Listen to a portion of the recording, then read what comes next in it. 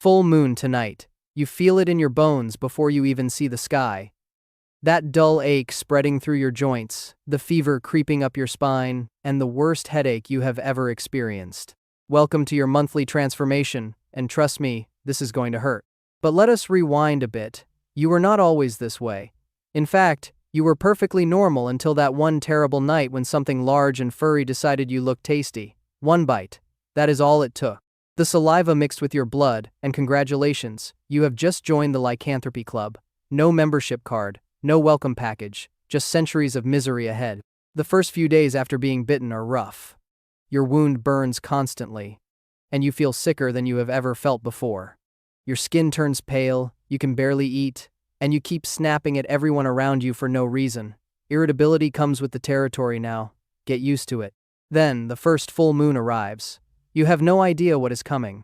One moment you are standing there feeling awful, and the next moment your body decides to rearrange itself completely. Your bones crack and stretch. Your skull reshapes itself into something longer, something with a snout. Hair sprouts everywhere at an alarming rate. Your hands curl into clawed paws, and your spine hunches forward. The pain is unbelievable. Every single transformation feels like your skeleton is trying to escape your body while your muscles scream in protest. And then you black out. Well, not exactly. Your mind just takes a vacation while something else takes over. The wolf does not care about your friends, your family, or your favorite snacks. The wolf only wants one thing: prey. And if there is no prey around, the wolf attacks itself. Yeah, you read that right. Without anyone to hunt, you start clawing and biting at your own body out of pure frustration. Fun times. When dawn finally breaks and the moon disappears, you transform back. You are lying somewhere you do not remember going, covered in scratches and wounds. Some of them are from running through the forest. Most of them are from yourself. Your muscles ache so badly you can barely move. You feel weak, exhausted, and deeply depressed. This is what they call the post-transformation blues, and it hits you every single month. The good news? You heal faster than before. Those scratches and bite marks close up within a few days. The bad news? They still leave scars. After a few years of monthly transformations, your body starts looking like a roadmap of self-inflicted damage. Your face gets more lines, your hair starts turning gray earlier than it should. You are aging faster than normal, and every transformation takes a little more out of you. But wait, there is more. Your senses are sharper now. Even when you are in your regular form, you can smell things from far away. Your hearing picks up sounds others cannot detect. Your eyes see better in the dark. Sounds cool, right? Wrong. Try sleeping when you can hear every mouse scratching in the walls or smell the garbage truck 3 streets over. Your enhanced senses never turn off, and they make relaxing almost impossible. Let us talk about the monthly cycle. About a week before the full moon, you start feeling sick again. The pallor returns, your appetite goes weird. You might crave raw meat, which is as disturbing as it sounds. You get moody and short-tempered. Then comes the night itself, the transformation, the hunt, the chaos. Afterward, you spend another week recovering. So, basically, 2 weeks of every month are dedicated to feeling terrible. The other 2 weeks? You spend those worrying about the next full moon. Now here is the really fun part. While in wolf form, you look almost exactly like a regular wolf. Almost. There are a few differences if anyone bothers to look closely. Your snout is slightly shorter. Your eyes look oddly expressive, almost too aware. And you have a tufted tail that regular wolves do not have. But the biggest difference is your behavior. Real wolves are actually pretty chill. They avoid conflict when possible and only hunt when hungry. You, on the other hand, will hunt anything that moves with zero hesitation. The wolf version of you has no moral compass whatsoever. Speaking of hunting, guess what your favorite prey is? Other creatures fear you. Animals scatter when they catch your scent. Nothing wants to be near a transformed werewolf. And honestly, that is a smart survival instinct on their part.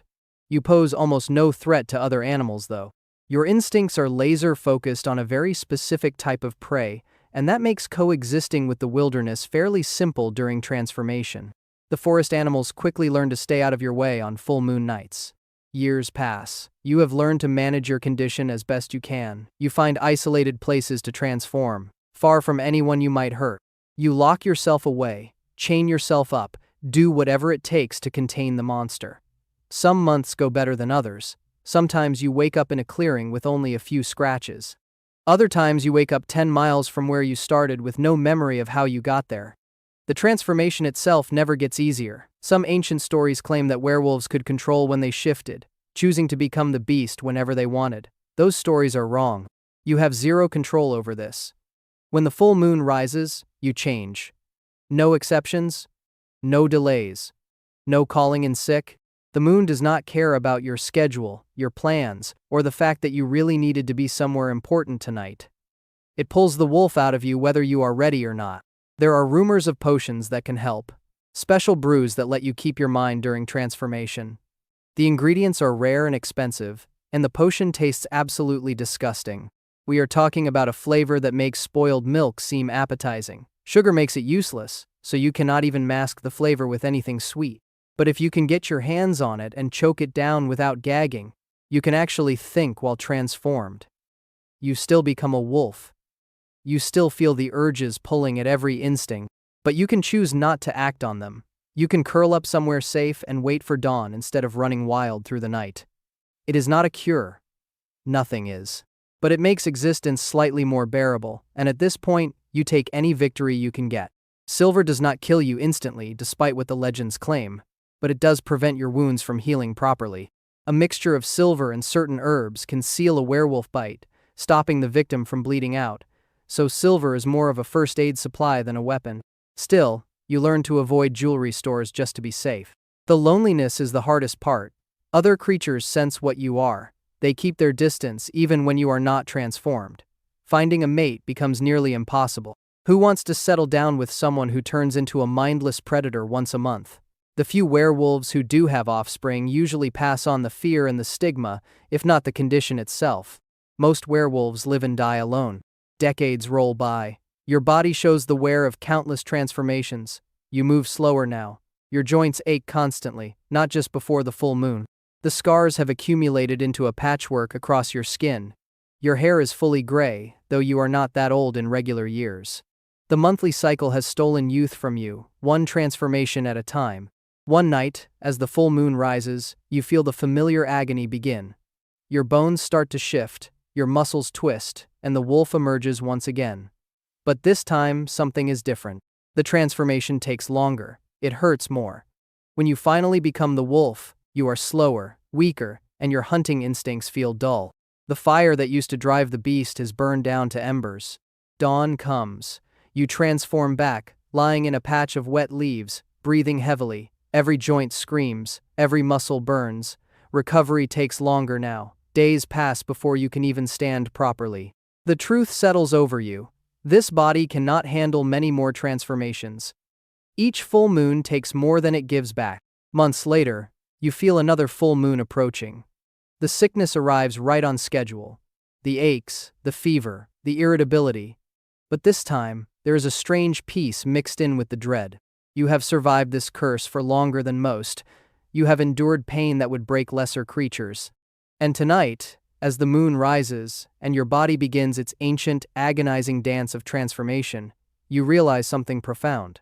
You forgot to cancel that streaming subscription you never use.